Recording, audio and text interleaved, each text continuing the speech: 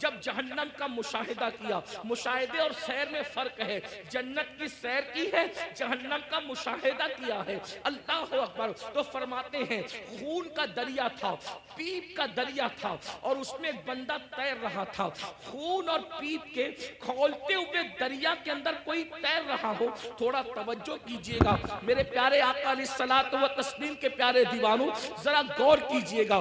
اگر اپنے آپ سے محبت ہے اور اپنے نبی کی باتوں پر یقین ہے تو یہ باتیں میری نہیں ہے، ہے یہ باتیں مصطفیٰ جان رحمت صلی اللہ علیہ وآلہ وسلم کی ہے۔ ذرا غور کرو، ماں اور بہنوں کی بھی توجہ چاہتا ہوں، یاد رکھنا کسی کی بھی بات میں شک کرو گے تو کوئی نقصان نہیں ہوگا، لیکن اپنے نبی کی بات میں شک کرو گے تو ایمان بھی ہاتھ سے جا سکتا ہے۔ یہ تمہارے اور میرے نبی نے فرمایا، شب معراج جہنم کا مشاہدہ ہو رہا ہے، خون کا دریا ہے، پیپ کا دریا ہے، اور وہ کھولتا کھولتا خون ہے، کھولتا کھولتا پیپ ہے، اس میں ایک بندہ ڈبکیاں لے رہا ہے، ایک بندہ تیر رہا ہے۔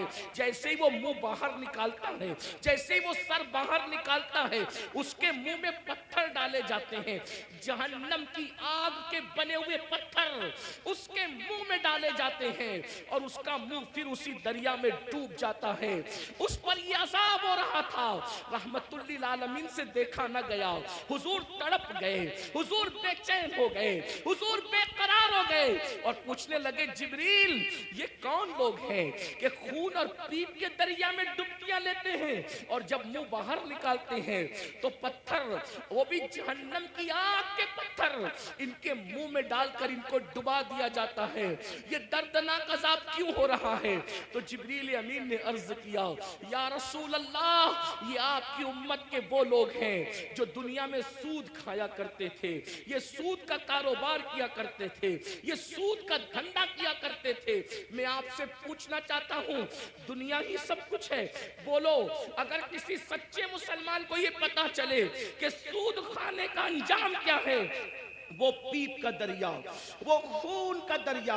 اور خون کا دریا کیوں ہے؟ میں نے غور کیا کہ سود خوروں کے لیے پیپ اور خون کا دریا کیوں ہے، تو بہت سوچنے کے بعد مجھے یہ سمجھ میں آیا کہ سود خور لوگ قوم کا خون چوستے ہیں، قوم کا خون چوستے ہیں، ان کی غربت کا فائدہ اٹھاتے ہیں، ان کی مجبوریوں کا فائدہ اٹھاتے ہیں۔ اس لیے دیکھو قدرت نے ان کو خون اور پیپ کے دریا کی سزا دی ہے۔ اب میں آپ سے پوچھنا چاہتا ہوں، اے سود کا دھندا کر کے، اے بیاج کا دھندا کر کے، اے انٹرسٹ کا دھندا کر کے مالدار بننے والوں، ذرا غور کیجئے، کتنا بھی مال کما لوگے، تھوڑا دھیان دینا میری بات پر، کتنا بھی بڑا محل ہو، تاج محل کی طرح بھی محل بنا لو، جب آخری میں ڈاکٹر کہے گا نا کہ یہ بہت بیمار ہے، اس کے بچنے کی امید نہیں ہے، تو آپ کے بچے، ہمارے بچے کیا کریں گے؟ آپ ہو یا ہم ہو، کوئی ہو، بولو بچے کیا کریں گے؟ اٹھا کے سیدھا ہاسپیٹل میں داخل کر دیں گے۔ بتاؤ، جس مال کو اللہ کی نافرمانی کر کے کمایا تھا، کروڑوں روپے کا محل بنایا تھا حرام مال سے یا حلال سے بھی بنایا تھا، لیکن آخری سانسیں کہاں لے رہے ہو؟ آخری سانسیں کہاں لے رہے ہو؟ ہاسپیٹل کی چار دیواری میں۔ یہی ہے نا تمہاری دنیا، جس دنیا کی خاطر اللہ کو ناراض کیا، جس دنیا کی خاطر خدا کو ناراض کیا، آخری اینڈ کیا ہے؟ آخری انجام کیا ہے؟ دنیا کے 80% لوگ ہاسپیٹل میں آخری سانس لیتے ہیں، اور اکثر لوگ تو آئی سی یو میں آخری سانس لیتے ہیں۔ ہائے ہائے، قدرت کا امتحان تو دیکھو، قدرت کی سزا تو دیکھو۔ یاد رکھنا، بہت کم وہ خوش نصیب ہے جو اللہ اکبر سجدوں میں جاتے ہیں، خدا کے حرم میں جاتے ہیں، تلاوت کرتے کرتے جاتے ہیں۔ 80% لوگ دواخانوں کی چار دیواریوں میں آخری سانس لیتے ہیں۔ اللہ اکبر۔ میں اس پہ کوئی فتویٰ نہیں لگا رہا ہوں، میں مفتی بھی نہیں ہوں، لیکن اتنا ضرور کہوں گا، ذرا غور تو کرو، کروڑوں کی بلڈنگ پڑی ہوئی ہے اور آپ کرائے کے دواخانے کے اندر آخری سانس لے رہے ہو۔ پلنگ ہے، ہاں ہاں، کپڑوں پہ غرور کر کے خدا کو بھولنے والوں، یہ خدا کا امتحان دیکھو، اللہ کی آزمائش دیکھو، خدا کا امتحان دیکھو۔ اِنَّ عَذَابَ رَبِّكَ لَوَاقِعٌ، ارے فرعون جس امتحان سے گزرا اس امتحان سے تم بھی گزارے جاؤ گے. خدا کے غضب کو چیلنج کرنے والوں اپنے کپڑوں پہ اتراتے تھے, پہنانے والے خدا پہ ناز نہیں تھا, کپڑوں پہ گھمنڈ تھا نا, کپڑوں پہ غرور تھا نا. کیا ہوتا ہے 50,000 کا میرا ڈریس ہے, 25,000 کے اچھے کپڑے پہنو, اسلام منع نہیں کرتا, لیکن آخری میں کیا ہے سارے اچھے کپڑے اتار کے گھر رکھ دیے گئے اور ہاسپٹل کے کپڑے تمہیں پہنائے گئے. یہ مرنے سے پہلے خدا کا امتحان ہے. کس دنیا سے منہ لگا رہے ہو, کس دنیا سے دل لگا رہے ہو, کس دنیا کے چکر میں اللہ کو بھولے ہو, کس دنیا کے چکر میں شریعت کو پیٹ کے پیچھے ڈالے ہو, کس دنیا کے چکر میں دین کو پیٹ کے پیچھے ڈالے ہو. مسلمانوں اگر تمہیں یہ علم ہو جائے کہ دنیا کی اوقات کیا ہے تو تم کبھی دنیا کو منہ نہ لگاؤ, دنیا سے دل نہ لگاؤ. اللہ کے رسول علیہ السلام نے ایک مرتبہ دریا کے اندر اپنی انگلی ڈبوئی اور دریا میں انگلی ڈبو کر کے باہر نکالا اور باہر نکال کر کے فرمایا یہ میری انگلی میں جتنا پانی آیا وہ دنیا ہے اور یہ جو سارا پانی ہے وہ آخرت ہے. اب بتائیں قطرے کو لے کر کے سمندر کو چھوڑنے والے نادانوں, دراصل علم نہیں ہے. اگر ہمیں علم ہوتا تو پتا چلتا وَالْآخِرَةُ خَيْرٌ وَأَبْقَىٰ, آخرت بہتر بھی ہے, آخرت باقی رہنے والی بھی ہے, دنیا باقی رہنے والی ہے ہی نہیں. اور دنیا تو کہتے اسے ہیں جو ادنا کی بھی تصغیر ہے, جو ادنا سے بھی گری ہوئی کو دنیا کہتے ہیں. ادنا کا مطلب سمجھتے ہیں نا, ادنا کا مطلب چھوٹا, اور دنیا دنیا اور اس سے بھی گری ہوئی, جس کا نام ہی دنیا ہو حقیر. لیکن یہ پتا ہم سمجھتے دنیا کوئی بڑی چیز ہے, ارے نادان دنیا کہتے ہی حقیر کو ہے. ایسی حقیر کہ اس سے زیادہ کوئی حقیر نہ ہو, جیسے بہتر بہتر بہترین فضل افضل. درجات بڑھتے ہیں نا, جب تفضیل کے ساتھ بات ہوتی ہے تو پھر درجات بڑھتے ہیں, ایسے ہی جب تصغیر کے ساتھ بات ہوتی ہے تو پھر درجات گھٹتے ہیں نا.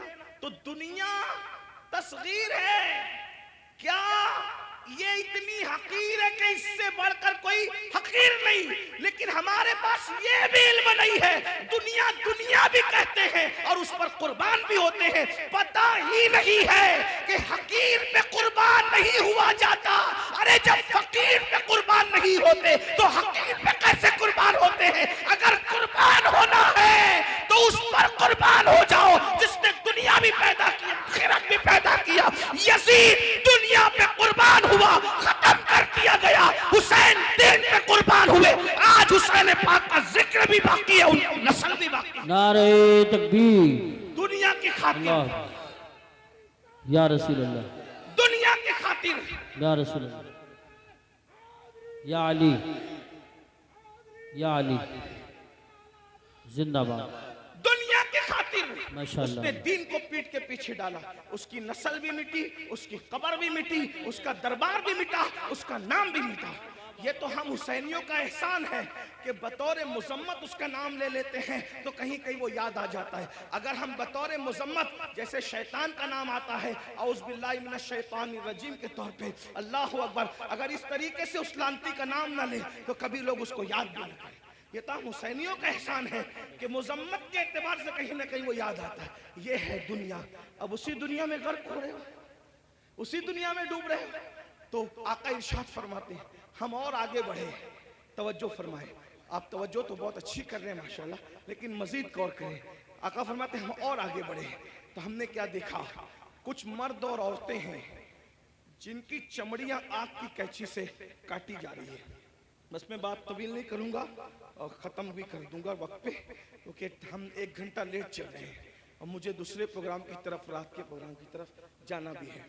لیکن غور سے سن لیں, معراج کا یہ بھی حصہ ہے. فرمایا کیونکہ معراج میں حضور اللہ فرماتا ہے لِنُرِيَهُ مِنْ آیَاتِنَا, ہم نے ان کو اس لیے سیر کرائی مسجد حرام سے مسجد اقصی تک تاکہ ہم ان کو اپنی نشانیاں دکھائیں. یہ نبی کا دیکھنا ہے, نبی کا دیکھنا ہے. جہنم میں لوگ بعد میں جائیں گے, نبی پہلے دیکھ رہے ہیں.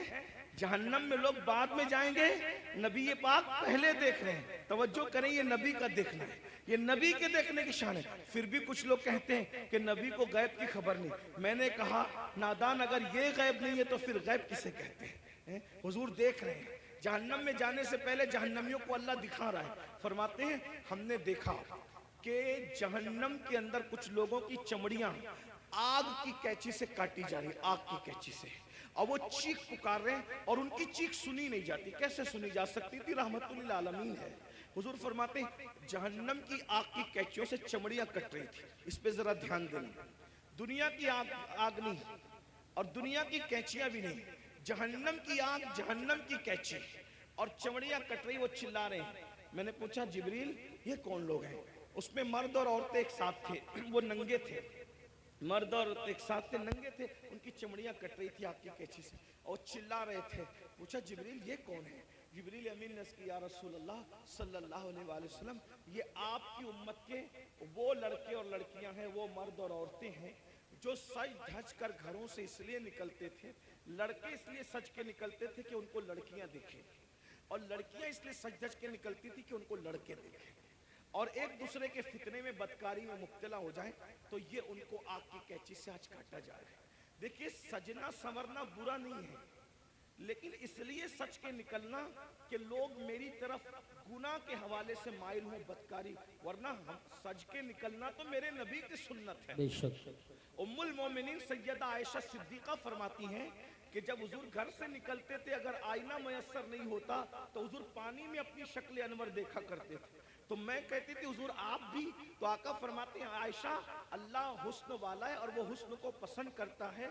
अगर कोई बंदा घर से सज संवर कर जीनत के साथ निकलता है तो जिसके पास जाता है उसकी भी और जो जाता है उसकी भी अल्लाह दोनों की मगफिरत फरमा देता है। हमारे यहाँ तो नमाज के लिए भी सज संवर कर मस्जिद जाने का हुक्म है, लेकिन अफसोस इस बात पर है सजने पर इस्लाम एतराज नहीं करता, संवरने पर इस्लाम एतराज नहीं करता, जीनत करने पर इस्लाम एतराज नहीं करता। इस्लाम ये कहता है कि अच्छी नीयत के साथ जीनत करो। ये नीयत से जीनत करना, इत्र लगाना, खुशबू लगाना और अपनी शक्लों को संवारना के माज़ अल्लाह मर्द इस तरह से करे कि औरतें उनकी तरफ मुतवज्जे हो और बदकारी में मुब्तला हो, और औरतें इसलिए सजे सवरे कि मर्द उनकी तरफ मुतवज्जे होकर बदकारी के अंदर मुब्तला हो जाए। मेरे आका सल्लल्लाहु अलैहि वसल्लम की कनीजों से एक बात कहना चाहता हूँ, संवरना औरतों को जरूर है, लेकिन बाहर निकलने के लिए नहीं बल्कि अपने शौहर के लिए। यहाँ तक फरमाया गया जो औरत अपने शौहर का दिल खुश करने के लिए बनती और संवरती है, अल्लाह तबारक व तआला ऐसी औरत को नफ्ल नमाज पढ़ने से ज्यादा सवाब अता फरमाता है। लेकिन यहाँ बाजार में जाने के लिए नहीं संवरना, वलीमे में जाने के लिए नहीं संवरना, बाहर निकलने के लिए नहीं संवरना। औरत को अगर संवरना है तो शौहर के लिए संवरना है। और एक बात भी अपनी बहनों से कह दूं, अल्लाह के रसूल अलैहिस्सलाम ने तो यहां तक फरमाया जो औरत इत्र और खुशबू लगाकर अपने घर से निकलती है कि वो खुशबू मर्दों को अपनी तरफ माइल करती है, ऐसी औरतें क़यामत के दिन ज़ानिया औरतों की हैसियत से उठाई जाएगी। अल्लाह अकबर। ज़िनाकार औरतों की हैसियत से उठाई जाएगी। औरतों को बाहर निकलते वक्त तो खुशबू भी नहीं लगाना चाहिए और बुर्का भी उनको ऐसा पहनना चाहिए कि इतना ढीला ढाला बुर्का हो कि माँ अल्लाह अकबर के पहनने वाली औरत जो है वो उसका जिस्म छोटा है या बड़ा है, उसका जिस्म दुबला है या मोटा है, इस बारे में किसी को अंदाजा न हो। इतने ढीले और इतने भद्दे कपड़े पहनने चाहिए बुर्के के हवाले से। लिबास अच्छा पहनो लेकिन बुर्के का कपड़ा भद्दा हो, बुर्के का कपड़ा चमकीला न हो, बुर्के पे डिजाइन न हो। इमाम गजाली रहमतुल्लाह अलैह ने आज से 900 साल पहले फतवा दिया था कि डिजाइन वाला बुर्का पहनना जायज नहीं। नहीं है। 900 साल पहले औरतों को डिजाइन वाला बुर्का पहनने से मना कर दिया गया, और आज तो बुर्के के डिजाइन तो देखो कि माज़अल्लाह जो नहीं देखने वाला वो भी देखने लगे। ये कैफियत है, ये हालात हैं। इसलिए मैं अपनी बहनों से कहूँगा, देखो ये दुनिया है बहनों, ये दुनिया है। एक जुमले के लिए अपनी आखिरत बर्बाद मत करो। यही एक जुमला ना कि सहेलियों में बन संवर के जाऊंगी तो सहेलियां कहेगी तू कितनी अच्छी लग रही है, बस एक जुमला। इस एक जुमले पे अपनी आखिरत खराब कर रही हो, इस एक जुमले को सुनने के लिए अपनी आखिरत बर्बाद कर रही हो। मेरी बहनों कौन क्या कहेगा? सहेलियां इतना कहेगी, रिश्तेदार की औरतें इतना कहेगी तू कितनी अच्छी लग रही है, और बढ़कर एक लंबी गाली भी दे देगी कि तू तो बिल्कुल हीरोइन की तरह लग रही है। मैं समझता हूँ कि हमको कोई हीरो या हीरोइन कहे, इससे बड़ी कोई गाली मुझे नहीं लगती। क्यों? इसलिए कि हीरो हीरोइन कौन है? ये वो लोग हैं जो स्क्रीन के सामने आके ज़िना करते हैं, ये नाचते हैं। तो किसको हमको नचनिया, भाई अगर कोई कहे कि तू मौलाना लग रहा है तो मौलाना का मतलब क्या? इल्म वाला। मौलाना का मतलब क्या? शरीफ। मौलाना का मतलब क्या? नमाजी। मौलाना का मतलब क्या? मुत्तकी, परहेजगार। अब अगर कोई कहे कि तू तो हीरो लग रहा है, तू हीरोइन लग रही, तो आप मुझे बताएं कि वो लोग क्या क्या करते हैं। मैं किसी से नफरत नहीं करने की बात कर रहा हूँ, मैं कोई नफरत की बीज नहीं बोने आया हूँ, लेकिन एक बात कहता हूँ, स्क्रीन पर आकर के जिना करते हैं कि नहीं करते? फाहिशा औरतों से भी ज्यादा गंदे ये लोग हैं कि फाहिशा औरतें तो छुप करके घरों में जिना करवाती हैं, लेकिन ये तो स्क्रीन पर आकर के जिना करते हैं, कैमरे के सामने आके जिना करते हैं, बदकारियां करते हैं, और तुम खुश होते हो कि मुझे तो ये कहा जा रहा है फिल्मी अदाकारा से तशबीह दी जा रही, मैं कितनी अच्छी लग रही हूँ। मेरी बहन ये गाली।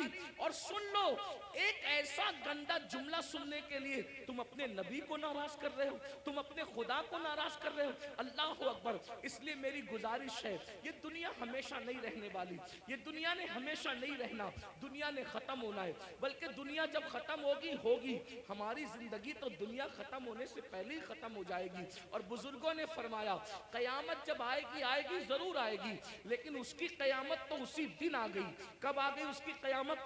जिस दिन हमारी रूह का रिश्ता हमारे जिस्म से टूट गया, जिस दिन हमारा इंतकाल हो गया, उसी दिन हमारी कयामत आ गई। अब हम आखिरत की तैयारी नहीं कर सकते। मैं अपनी बहनों से पूछना चाहता हूँ और आपसे भी कहना चाहता हूँ, कभी तसव्वुर किया, अपनी कब्र का तसव्वुर किया? एक दिन हम कब्र में जाएंगे, जरूर जाएंगे, कब्र के अंदर दाखिल होंगे, जरूर दाखिल होंगे। सोचो तो सही, वहां का अंधेरा सोचो। जाना तो है, उसका कोई इनकार कर सकता है? नहीं कर सकता। जाना तो है, कब्र में अंधेरा है, करवट बदलने के लिए भी जगह नहीं है, वहां कीड़े हैं, वहां मकोड़े हैं, वहां सांप है, वहां बिच्छू है, कोई बचाने वाला नहीं, कोई मदद करने वाला नहीं, कोई मददगार नहीं। जरा मेरे भाइयों गौर करो, मेरी बहनों गौर करो, वो वक्त कैसा होगा? थोड़ी देर के लिए, एक लम्हे के लिए तसव्वुर करो, वो वक्त कैसा होगा जब इन गोरे गोरे खूबसूरत नरम नाजुक गालों को कब्र के कीड़े खा रहे होंगे। कब्र के कीड़े जब इनको खा रहे होंगे, उस वक्त कैफियत क्या होगी? हाँ, ये आंखें जिस पर गुरूर और तकब्बुर और घमंड करते हो, इन आंखों को कब्र के कीड़े पी चुके होंगे, इसके आंसू पी चुके होंगे, इसके दीदे पी चुके होंगे। और अल्लाह अकबर, ये जिस्म, ये नर्म और नाजुक जिस्म जिस पे बड़ा घमंड है इंसान को, इसकी चमड़ी, इसका गोश्त, हड्डियां सब कब्र के कीड़े चट कर जाएंगे। उस वक्त हमारा क्या बनेगा? इसलिए मेरे भाइयों, मेरी बहनों, अल्लाह से डरो, इन सब चीजों की मालूमात हासिल करो कि अल्लाह का अजाब क्या है, अल्लाह के अजाब की शक्लें क्या है। और आज मैं तो ये कहता हूँ, कब्र में जो अजाब होगा वो तो होगा, कब्र में जो सजा मिलेगी वो तो मिलेगी, जहन्नम में जो मिलेगी वो तो मिलेगी, लेकिन दुनिया में सजा अल्लाह दे रहा है। आज दुनिया के 90% लोग जो हैं बेचैन है, बेकरार है, मुस्तरिब है, वो लोगों को सुकून नहीं है। सब कहते हैं हजरत सुकून नहीं है, कोई कहता है अल्लाह हजरत सब कुछ है, सुकून नहीं है, कोई कहता है बेटी को रिश्ता नहीं है, कोई कहता है औलाद नहीं है। जिसको औलाद है फर्मा बरदार नहीं है, फर्मा बरदार है उनको नौकरियां नहीं है, घर में रोजी रोटी का मसला है। हर मुसलमान नहीं बल्कि हर इंसान किसी न किसी मसले में उलझा हुआ है। ये मसले क्या है? ये मसले नहीं है, ये मसले जो है अल्लाह के अजाब की एक शक्ल है। अल्लाह ने बतौर بطور عذاب مسلط کیا ہے. بیٹی کو رشتہ نہیں آتا، یہ اللہ کے عذاب میں سے ایک عذاب ہو سکتا ہے. یاد رکھنا، روزی کے لیے در در بھٹک رہے ہو، خدا کے عذاب میں سے ایک عذاب ہو سکتا ہے. سوتے ہو نیند نہیں آتی، نیند کی گولیاں لے کر بھی سوتے ہو پھر بھی نیند نہیں آتی، اللہ کے عذاب میں سے ایک عذاب کی شکل ہو سکتی ہے. اولاد نافرمان ہے، ماں باپ کو گالیاں دے رہے ہیں، ماں باپ کو گھر سے نکال رہے ہیں، ماں باپ کو ذلیل کر رہے ہیں، ماں باپ کو رسوا کر رہے ہیں. یہ سب کیا ہے؟ اللہ کے عذاب میں سے ایک عذاب ہے. اس لیے اللہ کی نافرمانی کرو گے تو یہی ہوگا. بہرحال آخری بات کے طور پہ عرض کر رہا ہوں، پھر آقا ارشاد فرماتے ہیں ہم لوگ اور آگے بڑھے. جب جہنم کا مشاہدہ کیا تو ہم نے دیکھا کہ کچھ ایسے لوگ ہیں جن کے ہونٹ آگ کی کینچی سے کاٹے جا رہے ہیں، آگ کی کینچی سے ہونٹ کاٹے جا رہے ہیں. میں نے پوچھا جبریل یہ کون لوگ ہیں؟ تو جبریل علیہ السلام نے عرض کی یا رسول اللہ یہ آپ کی امت کے وہ علماء ہیں، وہ مقرر لوگ ہیں جو قوم میں فتنہ پھیلانے کی بات کرتے تھے، قوم میں ایسی بات کرتے تھے کہ قوم میں فتنہ پھیلے. آج ان کے ہونٹ کاٹے جا رہے ہیں. اور ایک حدیث میں یہ بھی آیا ہے کہ یہ وہ مقرر لوگ ہیں، یہ وہ علماء لوگ ہیں جو لوگوں کو تو نیک کام کا حکم دیتے تھے مگر خود نہیں کرتے تھے. قرآن کہتا ہے لما تقولون ما لا تفعلون، وہ کیوں کہتے ہو جس پر خود عمل نہیں کرتے. اب یہاں یہ بات دھیان سے سن لے، غور سے سن لے. آخری بات کے طور پہ کن مقرروں کے ہونٹ کاٹے جا رہے ہیں آگ کی کینچی سے؟ جو لوگ امت میں ایسی بات کرتے تھے لڑانے کی، امت کو ڈیوائیڈ کرنے کی، امت میں فتنہ پیدا کرنے کی. آج دیکھ لیجئے بہت سارے مقرر ایسے دنیا میں ملیں گے آپ کو جو امت میں آتے ہیں بانٹنے کی بات کرتے ہیں، تقسیم کرنے کی بات کرتے ہیں. امت کے جو متفق علیہ مسائل ہیں اس سے ہٹ کر کے نئی باتیں چھیڑتے ہیں. مثال کے طور پہ 1857 سے پہلے پوری امت جو ہے وہ ہندوستان کے اندر پوری قوم جو ہے اس بات پر متفق تھی کہ اللہ نے اپنے نبی کو غیب کا علم عطا فرمایا، لیکن نئی بات لائی گئی اور قوم کو لڑایا گیا اور یہ بات کہی گئی کہ نبی کو تو دیوار کے پیچھے کی خبر نہیں ہے. ایک نئی بات کر کے قوم کو لڑایا گیا، امت میں انتشار پیدا کیا گیا. اسی طرح 1857 سے پہلے اس ملک ہندوستان میں پوری قوم کا عقیدہ تھا کہ نبی زندہ ہے، نبی ہماری جانوں سے زیادہ قریب ہے، بلکہ قسمیں اٹھا کر مسلمان کہتا تھا تو زندہ ہے واللہ، تو زندہ ہے واللہ، میری چشم عالم سے چھپ جانے والے. لیکن یہ بدترین علماء، وہ اللہ اکبر بدعتی علماء، وہ بدترین خلق ہے، اللہ اکبر، وہ بدترین خطبہ جنہوں نے یہ بات پھیلائی کہ معاذ اللہ نبی مر کر مٹی میں مل گئے. قوم کو لڑایا کہ نہیں لڑایا؟ اسی طریقے سے آج بھی کچھ لوگ یہ کام کر رہے ہیں کہ اللہ اکبر صحابہ اور اہل البیت کی عقیدے پر، یعنی صحابہ کی محبت اور اہل البیت کی محبت پر پوری دنیا کے لوگ قائم ہیں، پوری دنیا کے مومنین قائم ہیں. لیکن ایک طبقہ مقرروں کا ایسا ہے کہ وہ اللہ اکبر اہل البیت کی محبت کے نام پر صحابہ کو تان کرتا ہے اور قوم کو لڑاتا ہے. اور کچھ لوگ ایسے ہیں جو صحابہ کی محبت کے نام پہ اہل البیت کو تان کرتے ہیں اور امت کو لڑاتے ہیں. یاد رکھنا آج قوم کے ساتھ جو کھلواڑ کرنا ہو کر لو، لیکن آخر موت ہے، موت، مرنا سب کو ہے، عوام کو بھی اور خطبہ کو بھی. اس لیے خدا کے لیے آپ سے بھی کہتا ہوں ایسے لوگوں کا اعلی کار نہ بنو جو صحابہ کے نام پر اہل بیت پہ سوالیہ نشان کھڑا کرتے ہیں، اور ایسے لوگوں کا بھی اعلی کار نہ بنو جو اللہ اکبر اہل البیت کے نام پر صحابہ کو گالیاں دیتے ہیں. واللہ صحابہ ہماری ایک آنکھ ہے اور اہل بیت ہماری دوسری آنکھ ہے. ہم دو آنکھ والے ہیں اور ہمارے ایک ہاتھ میں صحابہ کا دامن ہے اور ایک ہاتھ میں اہل البیت کا دامن ہے. اللہ اکبر، صحابہ وہ ہیں جنہوں نے اسلام پھیلایا ہے اور اہل بیت وہ ہیں جنہوں نے اسلام بچایا ہے. ہم پھیلانے والوں کا بھی احسان مانتے ہیں اور بچانے والوں کا بھی احسان مانتے ہیں. نعرہ تکبیر، نعرہ رسالت، مسلک اعلی حضرت، نعرہ تکبیر، حضرت علامہ مولانا. جہاں ہم کربلا کی جنگ کو بھول نہیں سکتے کہ وہ اسلام بچانے کی جنگ تھی، وہی ہم بدر اور احد کو بھی بھول نہیں سکتے کہ وہ اسلام پھیلانے کی جنگ تھی. جہاں ہم کربلا کے فاقہ کشوں کو نہیں بھول سکتے، وہی ہم بدر و احد کے فاقہ کشوں کو بھی فراموش نہیں کر سکتے. کربلا والوں کو رسول اللہ نے اپنے کندھوں پہ اٹھایا ہے. تو بدر و احد اور خندق اور خیبر والوں کے لیے قرآن کہتا ہے وَالْعَادِيَاتِ دَبْحًا فَالْمُورِيَاتِ قَدْحًا. اے محبوب جو تیرے پیچھے گھوڑے دوڑاتے ہیں اور ان کے گھوڑوں کی ٹاپوں سے جو دھول نکلتی ہے، ہم ان گھوڑوں کی ٹاپوں سے نکلنے والے دھول کی بھی قسم اٹھاتے ہیں. جن کے گھوڑوں کے پیروں سے لگنے والی دھول اتنی قیمتی ہے کہ اللہ اس کی بھی قسم قرآن میں اٹھاتا ہے. قرآن تو پڑھو نا، قرآن تو پڑھو. صحابہ کو کیا سمجھو گے؟ ارے صحابہ کا گھوڑا اتنا قیمتی ہے کہ اس کے پیر سے جو مٹی لگتی ہے اور اس سے جو دھول اڑتی ہے، اللہ اس دھول کی قسم کی بھی اور اس دھول کی بھی قسم اٹھا کر کے بتاتا ہے جس کے گھوڑوں کی ٹاپ سے لگنے والی دھول ہمارے نزدیک اتنی قیمتی ہے تو صحابہ کا گھوڑا کتنا قیمتی ہوگا. اور جب وہ صحابی کا گھوڑا قیمتی ہے تو اس میں بیٹھنے والا صحابی کتنا قیمتی ہے. سبحان اللہ سبحان اللہ. ذرا غور کیجئے. اس لیے ایمان بچانا ہے تو اعتدال کے مسلک پہ رہیے. اور یہ فکر اعتدال 14ویں صدی میں جن علماء نے دی ہے اس کے سردار کو امام اہل سنت کہتے ہیں. اور وہ اہل سنت کا امام کہتا ہے اہل سنت کا ہے بیڑا پار، اصحاب حضور نجم ہے اور ناؤ ہے، اطرت رسول اللہ کی. تو وہ خطبہ جو فتنہ پھیلاتے ہیں وہ یہ بھی کہتے ہیں بھئی مزار پہ کیوں جاتے ہو؟ مزار پہ جانا تو شرک ہے، نہ جاؤ مزار پہ، فتنہ پھیلا. ہم کہتے ہیں آپ ذرا ہوش سے بات کریں. کیا مزار پہ جانا شرک کیسے ہو سکتا؟ رسول اللہ نے مزار پہ جانے کا حکم دیا. اور تو کیا معاذ اللہ حضور مزار پہ جانے کا جو حکم دے کر کیا شرک کا حکم دے رہے معاذ اللہ؟ کیا حضور علیہ السلام نے یہ نہیں فرمایا؟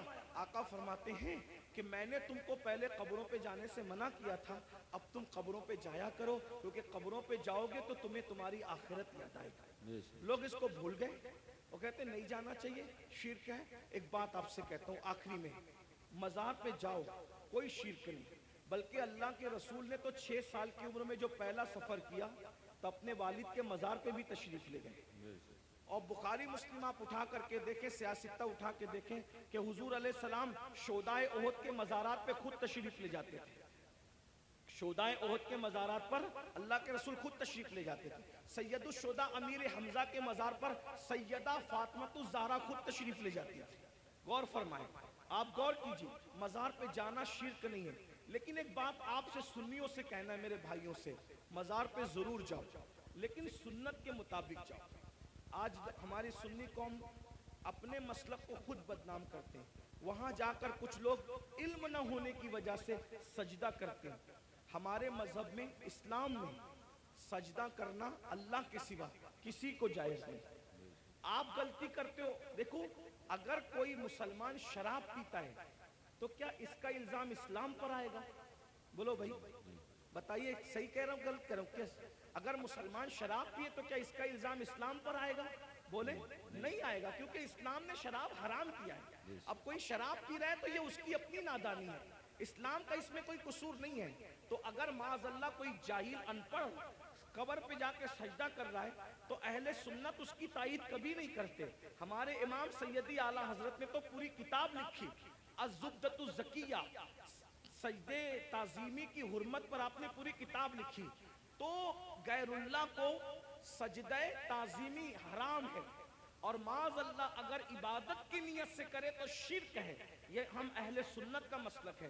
سجدہ کرنے کے بارے میں ہم سنیوں کو لوگ بدنام کرتے ہیں، جھوٹ بولتے ہیں، تجاول عارفانہ سے کام لیتے ہیں کہ ہم تائید کرتے ہیں. ہمارے کسی سنی ذمہ دار عالم نے کبھی قبر پر سجدہ کرنے کی اجازت نہیں دی، اس کی تائید نہیں کی. بھائی اگر ہم قبروں کو سجدہ کرتے تو پھر ہم مسجدیں کیوں بناتے؟ ہم اتنی محنت کر کے چندے کر کے مسجدیں کیوں بناتے؟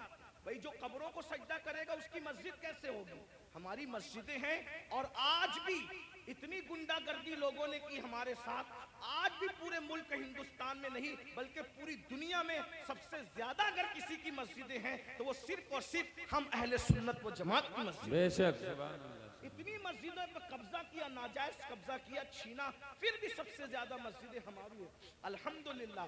دلی کی جامع مسجد کے بانی سے لے کر مراد آباد کی جامع مسجد کے بانی تک تاریخ اٹھا کر کے دیکھ لو، سب کے سب آپ کو اہل سنت ملیں گے، کوئی اہل بدعت آپ کو نہیں ملے گا الحمدللہ رب العالمین۔ لیکن یہ بات سنیوں میں تم سے کہتا ہوں، قبروں پہ جا کے سجدہ مت کرو، اپنا اسلام بدنام ہوتا ہے، اپنا مسلک۔ اور ایک بات کہتا ہوں، جس چیز سے اللہ رسول نے روک دیا اس میں کبھی کوئی فائدہ ہی نہیں ہے۔ جب ہم اپنے نبی کو سجدہ نہیں کر سکتے تو ہم کسی ولی کو سجدہ کیسے کر سکتے ہیں؟ ہم کسی پیر کو سجدہ، آپ کو میری بات بری لگے گی تو معاف کرنا، لیکن یہ میں آپ کی آخرت کے لیے کہہ رہا ہوں۔ آپ سوچیں گے نہیں ہمیں تو فلاں نے بتایا، ایک بات میں آپ سے کہہ دوں، آپ کس کے مرید ہیں؟ آپ کہیں گے میں قادری سلسلے میں مرید ہوں، کوئی کہیں گے میں چشتی سلسلے میں مرید ہوں، کوئی کہے گا میں نقشبندی سلسلے میں مرید ہوں، کوئی کہے گا میں سہروردی سلسلے میں مرید ہوں، کوئی کہے گا میں مداری سلسلے میں مرید ہوں، کوئی کہے گا میں وارسی سلسلے میں مرید ہوں، کوئی کچھ۔ سب سلسلے جو حق ہے، جتنے بھی سلسلے حق ہیں، سب سلسلے ہمارے سر اور آنکھوں پر ہیں۔ لیکن یہ علماء کی موجودگی میں ایک بات میں آپ سے کہوں ذمہ داری کے ساتھ، یاد رکھیے کسی بھی سلسلے سے مرید ہونا اس وقت تک کام نہیں آئے گا جب تک کہ تم پہلے شریعت کے مرید نہ بنو۔ بے شک پہلے شریعت کے مرید بنو، پھر قادری ہونا کام آئے گا۔ پہلے شریعت کے مرید بنو، پھر چشتی ہونا کام آئے گا۔ پہلے شریعت کے مرید بنو، پھر نقشبندی ہونا کام آئے گا۔ پہلے شریعت کے مرید بنو، پھر سہروردی ہونا کام آئے گا۔ اگر شریعت کے مرید نہیں بنے تو نہ غوث پاک بنا دیں گے، نہ غریب نواز بنا دیں گے، نہ شاہ نقشبند بنا دیں گے، نہ شاہ سہرورد بنا دیں گے، لٹکتے رہ جاؤ گے، برباد ہو جاؤ گے، کیونکہ یہ سارے بزرگوں نے شریعت کے لیے ہی اتنی بڑی بڑی قربانیاں دی۔ اگر غوث پاک گیلان چھوڑ کر بغداد آئے تو صرف تحفظ شریعت کے لیے آئے۔ یہ غریب نواز اپنا وطن چھوڑ کر، بلکہ مدینہ منورہ کے مدرس تھے غریب نواز، 3 سال مسجد نبوی میں حدیث کا درس دیا۔ اگر یہ سب کچھ چھوڑ کر کے ہندوستان آئے شریعت کے تحفظ کے لیے، اسلام کی خاطر آئے، ورنہ اور کیا لالچ تھی ان کو؟ کیا کوئی تخت پہ بیٹھنا تھا، کوئی تاج حاصل کرنا تھا، کسی کی کٹیا پہ حملہ کرنا تھا، کسی کی زمین پہ قبضہ؟ کچھ بھی نہیں، ایک ہی مقصد تھا، بھٹکے ہوئے آہو کو پھر سوئے حرم لے چلے۔ دین کے لیے آئے تھے، اس لیے اللہ کو اپنی مرضی سے راضی مت کرو، اللہ کو اللہ کے بنائے ہوئے قانون سے راضی کرو، اللہ کو اللہ کی مرضی سے راضی کرو۔ تو یہ قبروں پہ سجدہ کرنا حرام ہے، اگر سجدہ تعظیمی ہے تو، اور اگر سجدہ عبادت ہے تب تو مشرک ہو گئے، ایمان ہی نہ رہا۔ اسی طریقے سے قبروں پہ جاؤ تو بزرگوں کے طریق پر جاؤ، ہاتھ باندھ کر باوضو جاؤ، اور کم سے کم 2 ہاتھ دور کھڑے رہو، اور بزرگوں کی ولیوں کی قبروں کی ایسی تعظیم کرو جیسا ان کی ظاہری حیات میں مل جاتے، جیسے تعظیم کرتے ویسے تعظیم کرو۔ بتاؤ کیا اگر غوث پاک غریب نواز اور بزرگان دین ہمیں مل جاتے تو ہم ان کے اوپر ایسے لٹکتے، ایسے لٹکتے، ان کے اوپر ایسے گرتے پڑتے جیسے قبروں پہ گرتے پڑتے؟ عقیدت اپنی جگہ، بلکہ آپ کو کہتا ہوں رسول اللہ کی مزار انور کو دیکھا تو سیدی اعلیٰ حضرت پکار اٹھتے، پیش نظر وہ نو بہار، پیش نظر وہ نو بہار، مگر سجدے کو دل ہے بے قرار۔ عاشق تھے نا، عاشق تھے نا، یار کا جلوہ دیکھا وہ کہنے لگے سجدے کو دل ہے بے قرار، مگر عاشق ہو کر بھی ادب کا دامن ہاتھ سے نہ چھوٹے، شریعت کا دامن ہاتھ سے نہ چھوٹے، فوراً کہتے ہیں مگر کیا کروں؟ روکیے، سر کو روکیے، ہاں یہی امتحان کیا بات ہے، یہ امتحان ہے ہمارا۔ اس لیے اب ایک بات کہہ دوں، کڑوی لگے تو معاف کرنا، جن کو سجدہ کرنا حرام ہے وہاں جا کے سجدے کرتے ہو، اور جس کو سجدہ کرنے کا حکم ہے اس کو سجدہ نہیں کرتے۔ دیکھ لیں ہماری قوم کا حال دیکھ، جو 700 مرتبہ پورے قرآن میں کہے کہ مجھے سجدہ کرو اس کو سجدہ نہیں کر رہے، اور جس کو سجدہ کرنا حرام ہے وہاں جا کے نادانی دیکھو، علم نہیں ہے نا، یہ جہالت، ان پڑھ پڑھ، یہ علم نہ ہونا ساری گندگی کی جڑ ہے۔ اس لیے علم حاصل کرو، اپنے بچوں کو بھی علم کے قریب لاؤ، اتنا علم اپنے بچوں کو دے دو۔ میں نوجوانوں سے کہتا ہوں جتنا علم حاصل کرنا علم دین ہر مسلمان پہ فرض ہے، اتنا علم سیکھیے، اتنا علم سیکھیے، آپ پہ فرض ہے جتنا۔ نماز کا، روزے کا، حج کا، زکوٰۃ کا، نکاح کا، طلاق کا، یہ سب علم سیکھیے، اور ساتھ ہی ساتھ دنیاوی ایجوکیشن طے کیجئے کہ کم سے کم ہمارا ہر بچہ بچی گریجویٹ ہونا چاہیے، اس سے کم ہمیں نہیں پڑھانا ہے، چاہے اس کے لیے ہمیں نوکری کرنا پڑے، 8 گھنٹے کی بجائے 12 گھنٹے محنت کرنا پڑے، علم کی طرف پیش رفت کرو، اور یہ صرف جلسوں کی حد تک نہیں، عہد کر کے اٹھو کہ مجھے ہمارے ماہرہ کے مشائخ نے اعلان کیا آدھی روٹی کھائیں گے، بچوں کو پڑھائیں گے، اگر آدھی روٹی کھانا پڑے تو کھاؤ، اپنے بچوں کو پڑھاؤ، اگر عید پہ کپڑے نہیں بنتے تو نہ بنے، لیکن بچوں کی فیس ہمیں ضرور بھرنا ہے، اچھے سے اچھے اسکول میں ان کا داخلہ کرانا ہے، اچھے سے اچھے اسکول میں ان کو جو ہے ایڈمیشن ان کا کروانا ہے، اور ان کو اعلیٰ تعلیم دلانا ہے۔ اگر ہندوستان کا مسلمان صرف 1 دہائی 10 سال ایجوکیشن پہ محنت کر لے، 10 سال، ملک کے حالات بدلیں۔ ایک شخص کہہ رہا تھا کہ ہم اپنی قوم کے ہاتھ میں تلوار دیں گے، میں نے کہا تم جو چاہے کرو، ہم تمہیں کچھ نہیں کہتے، لیکن ہم اپنی قوم کے ہاتھ میں تلوار نہیں دیں گے، ہم مسلمان اپنی قوم کے ہاتھ میں تلوار نہیں دیں گے، ہم اپنی قوم کے ہاتھ میں قلم دیں گے، قلم، جس کو تلوار دینا ہے وہ دے، تم جانو تمہارا کام جانو، لیکن مسلمانوں سے ہم ہر جلسے میں اپیل کرتے ہیں کہ ہم اپنے بچوں کے ہاتھ میں تلوار کیا، ہم تو گلیل بھی دینا نہیں چاہتے، آج کی تاریخ میں ہم قلم دینا چاہتے ہیں۔ یاد رکھنا، تلواریں اٹھتی ہے تو گردنیں کٹتی ہے، اور جب قلم اٹھتا ہے تو غربت کٹتی ہے، جب قلم اٹھتا ہے کمزوریاں کٹتی ہے، قلم اٹھتا ہے دشمن زیر ہوتے ہیں، قلم اٹھتا ہے انقلاب آتا ہے۔ میرے نبی قلم اور کتاب لے کر کے آئے تھے، اس لیے کوئی بچہ ان پڑھ نہ رہنے پائے۔ جو کچھ ہوا، اور جو بچے 10ویں 12ویں پڑھ کے ڈراپ آؤٹ ہو گئے، ہٹ گئے، ان سے میں کہتا ہوں آج گھر بیٹھ کر کے بہت سارے کورسز کیے جا سکتے ہیں، اس لیے موبائل میں گیم کھیل کر وقت ضائع کرنے کی بجائے، ادھر ادھر بیٹھ کر اس کے اوٹے پر اس کے نکڑ پہ بیٹھ کر وقت ضائع کرنے کی بجائے، بچیوں سے بھی کہتا ہوں اگر 10ویں 12ویں پڑھ کر کے چھوڑ دیا ہے تو بہت سارے ایسے آج کورسز ہیں کہ گھر پہ بیٹھے بیٹھے آپ تعلیم حاصل کر سکتے ہو۔ لاک ڈاؤن کے اندر میں بھی جو ہے وہ 11ویں پڑھ کے میں نے چھوڑ دیا، میرے 11ویں پڑھ کے چھوڑنے کا واقعہ بھی ایک عجیب سا ہے۔ اصل میں سنی دعوت اسلامی کے ماحول میں تھا، میں 11ویں میں جب جونیئر کالج میں میرا ایڈمیشن ہوا، ماں باپ کی تمنا تھی کہ اس کو ٹیچر بنائیں گے، تو خاص طور پہ امی کی تمنا تھی اس کو ٹیچر بنائیں۔ میں جیسے ہی جونیئر کالج میں نے قدم رکھا تو دیکھا کہ لڑکے اور لڑکیاں ساتھ پڑھتے ہیں اور بے پردہ ہیں، اور 11ویں پہنچنے کے بعد سب بالغ ہو گئے، تو اتنا شعور نہیں تھا مجھے، لیکن اتنا تو تھا کہ لڑکیوں کے ساتھ نہیں بیٹھا جا سکتا بے پردہ۔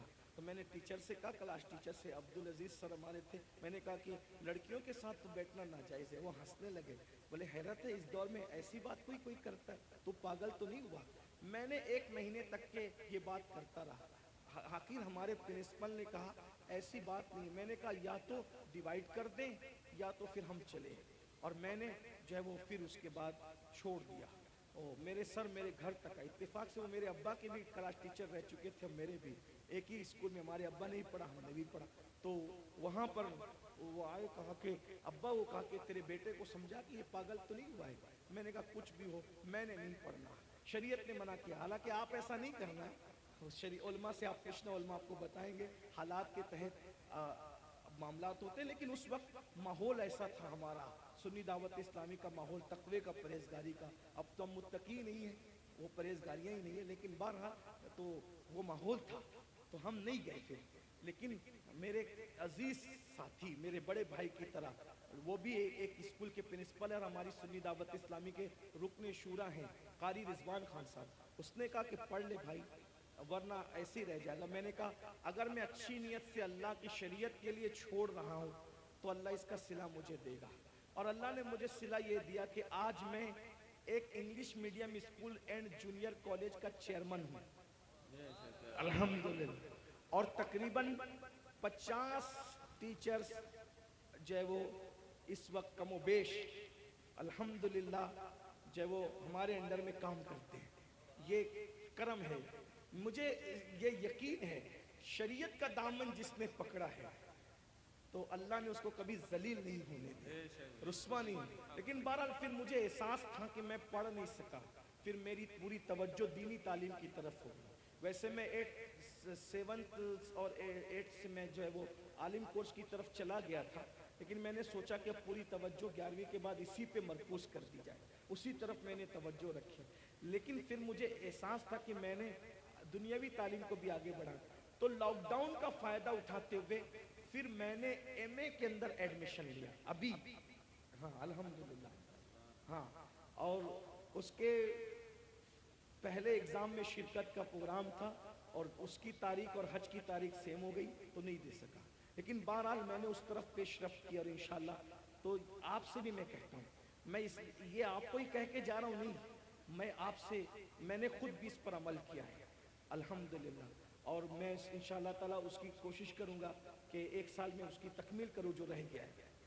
بہرحال اتنی لاک ڈاؤن میں تو فری تھے، تو جو ہونا تھا وہ جو کرنا تھا وہ کر لیا، لیکن اب دوروں کی مصروفیت نہیں، لیکن اللہ نے آپ کو وقت دیا، فرصت کا وقت دیا ہے، آپ جو پارٹ ٹائم کورسز ہے وہ کریں، بلکہ جو نوجوان دنیا نہیں پڑھے ہیں وہ گھر بیٹھے کورسز کا فائدہ اٹھا کے دنیا پڑھ لیں، اور جو جوان دنیا پڑھ چکے ہیں، ڈاکٹر ہے، انجینئر ہے، ٹیچر ہے، ان کو چاہیے کہ عالم کورسز بھی اب جو ہے یعنی کہ آن لائن پڑھائے جائیں، تو آپ 2 گھنٹہ نکال کر کے علماء سے، ہمارے مفتی حارث صاحب جامعی اور بھی سب، میں سب کے نام نہیں جانتا، ان سے رابطہ قائم کر کے معلوم کریں کہ اچھا تعلیمی نظام آن لائن کہاں ہے، تو آپ بھی کریں۔ الحمدللہ ہمارے بہت سارے سنی دعوت اسلامی کے ایسے مبلغین جو ڈاکٹر ہیں، ٹیچر ہیں، اور انہوں نے فارمیسی کیا ہے، آن لائن انہوں نے کورسز کیے، اور وہ بہت سارے لوگ آن لائن کورسز کر کے عالم بن گئے۔ تو میری گزارش ہے، کام کرنے سے ہوتا ہے، علم پڑھنے سے آتا ہے، تھوڑی محنت کیجئے، جتنا ٹائم موبائل میں لگاتے ہو، جتنا ٹائم نکڑوں پہ لگاتے ہو، جتنا ٹائم ہوٹلوں پہ لگاتے ہو، جتنا ٹائم ادھر ادھر بیٹھ کے لگاتے ہو، اس کو تعلیم میں خرچ کیجئے، دنیاوی تعلیم بھی اور دینی تعلیم بھی، دونوں تعلیم حاصل کیجئے۔ اللہ تعالیٰ کی بارگاہ میں دعا ہے، اللہ ہم سب کو عمل کی توفیق عطا فرمائے۔ گفتگو کے درمیان اگر کوئی غلطی ہو گئی ہو تو اللہ تعالیٰ اپنے حبیب صلی اللہ علیہ وآلہ وسلم کے صدقہ و طفیل معاف فرمائے۔ استغفر اللہ ربی من کل ذنب و اتوب الیہ۔ یہ مدرسہ جو سلطانیہ قادریہ جو ہے، اس کے ایک استاد ہے مفتی شعیب صاحب کے والد، ایک حادثے میں وہ شہید ہو گئے۔ اللہ پاک کی بارگاہ میں دعا کی جاتی ہے کہ اللہ تعالیٰ ان کی بے حساب مغفرت فرمائے، تمام اہل ایمان کی مغفرت فرمائے، اللہ سب کے درجات کو بلند فرمائے۔ السلام علیکم ورحمۃ اللہ وبرکاتہ۔ ایک گزارش میری آپ سے ہے جو ہمیشہ کرتا ہوں کہ آنے میں بھی ایسے ہی دھکم دھکی، میں سمجھتا ہوں کہ اب ہمیں ڈسپلین کا مظاہرہ